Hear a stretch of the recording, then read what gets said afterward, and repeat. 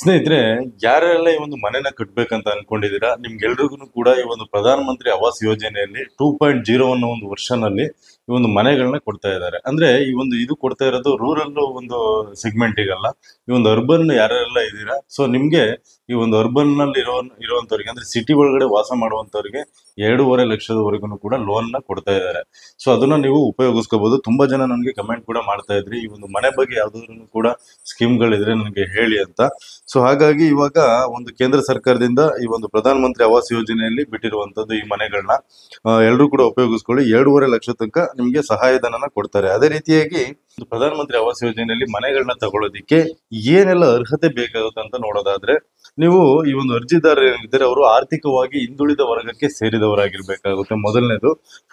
Next, ಈ ಒಂದು ಕಳೆದ 20 ವರ್ಷಗಳಲ್ಲಿ ಕೇಂದ್ರ ಮತ್ತು ರಾಜ್ಯ ಸರ್ಕಾರದ ಯಾವುದೇ ಗೃಹ ಸಂಬಂಧಿತ ಸಹಾಯಧನ ಆಧಾರಿತ ಯೋಜನೆಯಡಿ ಸಬ್ಸಿಡಿಯನ್ನು ಪಡೆದಿರಬಾರದು. ಅಂದ್ರೆ ನೀವು ಒಂದು ಕಳೆದ ಒಂದು 20 ವರ್ಷಗಳಿಂದ ಈ ಒಂದು ಮನೆಗಾಗಿರ್ಬೋದು, ಈ ಒಂದು ಸರ್ಕಾರದಿಂದ ಯಾವುದೇ ಒಂದು ಸಬ್ಸಿಡಿಗಳನ್ನ ಪಡ್ಕೊಂಡಿರ್ಬಾರ್ದಾಗುತ್ತೆ, ಅಂತವ್ರು ಇದಕ್ಕೆ ಅರ್ಹರಾಗ್ತಾರೆ. ಅದೇ ರೀತಿಯಾಗಿ ಈಗಾಗಲೇ ಸ್ವಂತ ಮನೆಯನ್ನು ಹೊಂದಿರುವವರು ಈ ಯೋಜನೆಯಡಿ ಅರ್ಜಿ ಸಲ್ಲಿಸಲು ಬರುವುದಿಲ್ಲ. ಅಂದ್ರೆ ಇವಾಗ ಯಾರೆಲ್ಲ ಈ ಒಂದು ಸ್ವಂತ ಮನೆನ ಹೊಂದಿರ್ತೀರಾ ಅಂತವ್ರಿಗೆ ಈ ಒಂದು ಮನೆ ತಗೊಳ್ಳೋದಿಕ್ಕೆ ಆಗೋದಿಲ್ಲ. ಅದೇ ರೀತಿಯಾಗಿ ಏಕಾಂಗಿಯಾಗಿ ವಾಸ ಮಾಡುತ್ತಿರುವ ಮಹಿಳೆಯರಿಗೆ, ಅಂಗವಿಕಲರಿಗೆ, ಹಿರಿಯ ನಾಗರಿಕರಿಗೆ ಈ ಯೋಜನೆಯ ಪ್ರಯೋಜನ ಪಡೆದುಕೊಳ್ಳಲು ಪ್ರಥಮ ಆದ್ಯತೆಯನ್ನು ನೀಡಲಾಗುತ್ತದೆ. ಅಂದ್ರೆ ನಿಮ್ಗೆ ಈ ಒಂದು ಮಹಿಳೆಯರಿಗಾಗಿರ್ಬೋದು, ಅಂಗವಿಕಲರಿಗಾಗಿರ್ಬೋದು, ಹಿರಿಯ ನಾಗರಿಕರಿಗಾಗಿರ್ಬೋದು, ಈ ಒಂದು ಯೋಜನೆಯಲ್ಲಿ ಒಂದು ಮೊದಲ ಆದ್ಯತೆಯನ್ನು ಕೊಡ್ತಾ ಇದ್ದಾರೆ ಈ ಒಂದು ಯೋಜನೆಗೆ ಅರ್ಜಿ ಹಾಕೋದಿಕ್ಕೆ. ನಂತರ ಏನೆಲ್ಲ ದಾಖಲಾತಿಗಳು ಬೇಕಾಗುತ್ತೆ ಅನ್ನೋದಾದ್ರೆ, ಮೊದಲನೇದಾಗಿ ನಿಮ್ಮ ಹತ್ರ ಒಂದು ಆಧಾರ್ ಕಾರ್ಡ್ ಇರ್ಬೇಕಾಗುತ್ತೆ. ಅದೇ ರೀತಿಯಾಗಿ ಬ್ಯಾಂಕ್ ಪಾಸ್ಬುಕ್ ಅದಿದ್ದೇ ಇರುತ್ತೆ ಆಲ್ಮೋಸ್ಟ್. ಅದೇ ರೀತಿಯಾಗಿ ಜಾತಿ ಮತ್ತು ಆದಾಯ ಪ್ರಮಾಣ ಬೇಕಾಗುತ್ತೆ. ಅಂದ್ರೆ ಕ್ಯಾಸ್ಟ್ ಸರ್ಟಿಫಿಕೇಟ್ ಮತ್ತೆ ಇನ್ಕಮ್ ಸರ್ಟಿಫಿಕೇಟ್ ನಿಮ್ಮ ಹತ್ರ ಇರ್ಬೇಕಾಗುತ್ತೆ. ಅದೇ ರೀತಿಯಾಗಿ ಫೋಟೋ ಬೇಕಾಗುತ್ತೆ, ಒಂದು 2 ಫೋಟೋಸ್ ಬೇಕಾಗುತ್ತೆ.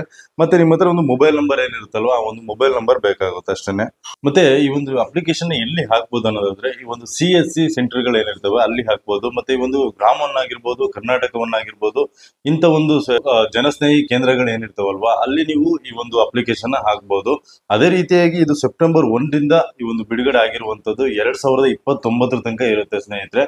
ಆದ್ರೆ ನೀವು ಲೋನ್ ಮಾಡಿಸೋದಕ್ಕೆ ನಿಮ್ಮ ಬ್ಯಾಂಕ್ ಅಲ್ಲಿ ನೀವು ಮಾತಾಡ್ಬೇಕಾಗುತ್ತೆ. ಅದರಲ್ಲಿ ನೀವು ಎಷ್ಟು ಲೋನ್ ಮಾಡಿರ್ತೀರ ಅದರಲ್ಲಿ 2.5 ಲಕ್ಷನ ಈ ಒಂದು ಸಬ್ಸಿಡಿನ ಕೊಡ್ತಾರೆ.